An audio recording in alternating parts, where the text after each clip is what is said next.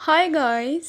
आज मैं आपको 7 ऐसी इम्पॉर्टेंट बातें बताऊंगी जो आपका हायर सेल्फ आपको कम्युनिकेट करना चाहता है या आपको याद दिलाना चाहता है। एक्चुअल में ये हमारी स्पिरिचुअल जर्नी के डीप लेसन्स होते हैं जो हमें कलेक्ट करने होते हैं और अपने अंदर इंटीग्रेट करने होते हैं। लेकिन हम इन लेसन्स को भूल जाते हैं और जब हम इन्हें भूल जाते हैं तो हम बहुत ज़्यादा सफ़र करते हैं। तो इन लेसन्स को हमें हमेशा याद रखना होता है और इसके लिए ही मैं आज ये एक रिमाइंडर लेके आई हूँ जो आपका हायर सेल्फ आपको रिमाइंड कराना चाहता है।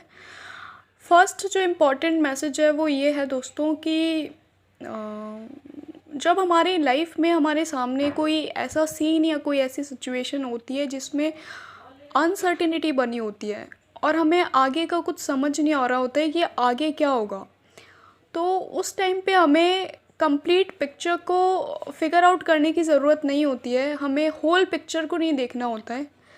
हमें बस सरेंडर करके एक फेथ के साथ हमें राइट डायरेक्शन में एक स्टेप लेना होता है। उसके बाद जब हम राइट डायरेक्शन में, ट्रुथ की डायरेक्शन में एक कदम बढ़ाते हैं तो हमारा हायर सेल्फ हमें अगले कदम के लिए, नेक्स्ट स्टेप के लिए अपने आप गाइड करता है। तो हमारा हायर सेल्फ हमें यही याद दिला रहा है कि हमें इमीडिएटली सब कुछ फिगर आउट करने की ज़रूरत नहीं है, चीज़ों को अपने आप वर्क करने दें। सेकंड जो इम्पोर्टेंट मैसेज है वो ये है दोस्तों कि जब हमें लेट गो करना होता है चीज़ों को, जब एक ऐसा पॉइंट आता है कि जहाँ हमें चीज़ों को लेट गो कर देना चाहिए या जब कुछ बड़ा चेंज होने वाला होता है लाइफ में, तो वो चेंज या वो लेट गो करना हमें इतना ज़्यादा हर्ट और सफरिंग नहीं देता है जितना ज़्यादा हमारा रेजिस्टेंस हमें हर्ट करता है। तो हमें चेंज को अडेप्ट करना है, ना कि चेंज को रेजिस्ट करना है। जब हम चेंज को रेजिस्ट करते हैं तो हम ज़्यादा सफ़र करते हैं। तो हमें ऐसे सिचुएशन में सरेंडर करना चाहिए हमारे हायर सेल्फ को, और हमारा हायर सेल्फ हमें इटर्नल कंफर्ट और पीस में वापस लेके आता है। थर्ड जो इम्पॉर्टेंट मैसेज है वो ये है दोस्तों, ये जो हमारी लाइफ में जितनी भी सफरिंग्स आती हैं, जितने भी ऐसे टावर मूवमेंट्स आते हैं जो बहुत मिज़रेबल होते हैं और बहुत ज़्यादा मिज़री हमारी लाइफ में जब आती है एक साथ, तो ये जितना भी पेन और सफरिंग होती है ये और कुछ नहीं बल्कि हमारे हायर सेल्फ का ही एक क्रिएट किया हुआ डिज़ाइन होता है। और हमारा हायर सेल्फ ये डिज़ाइन इसलिए क्रिएट करता है ताकि हमें हमारे पीसफुल सेंटर पे वापस लेके आया जा सके। तो इसलिए हमें हर बुरी चीज़ में जो हमें लग रहा है कि इस टाइम हमारे साथ गलत हो रहा है या हमारे साथ कुछ बुरा हो रहा है, तो हमें उसमें एक गुड एस्पेक्ट को ढूंढना चाहिए।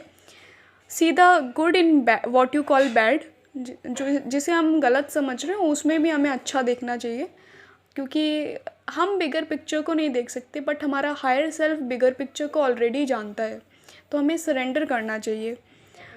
फोर्थ इम्पॉर्टेंट मैसेज ये है दोस्तों कि अपने आप को फॉरगिव करें और दूसरों को भी फॉरगिव करें, क्योंकि इस यूनिवर्स का जो डिज़ाइन है, जिसके अकॉर्डिंग सब कुछ चलता है, उसमें हर इंसान अपनी अंडरस्टैंडिंग के लेवल से, अपनी करंट अंडरस्टैंडिंग से बेस्ट कर रहा है जो वो कर सकता है। तो इसलिए आप भी अपनी करंट अंडरस्टैंडिंग के लेवल से अपना बेस्ट कर रहे हो, और दूसरे लोग भी, चाहे लोगों का आपके लिए बिहेवियर हो या आपका लोगों के लिए बिहेवियर हो, तो हर कोई उनकी करंट लेवल ऑफ अंडरस्टैंडिंग के साथ एक्ट कर रहा है। तो इसलिए आपको क्रिटिकल और जजमेंटल नहीं होना है। लोगों को आप फॉरगिव करें और अपने आप को भी आप फॉरगिव करें, ठीक है। और ये जो चीज़ है, आप लोगों को फॉरगिव करके आप, ये जो गेम है, एक डिज़ाइन है यूनिवर्स का, इस सबसे ऊपर उठ के एक ग्रेटर अंडरस्टैंडिंग को ढूंढने की कोशिश करें इन चीज़ों में। नेक्स्ट इम्पॉर्टेंट मैसेज ये है दोस्तों कि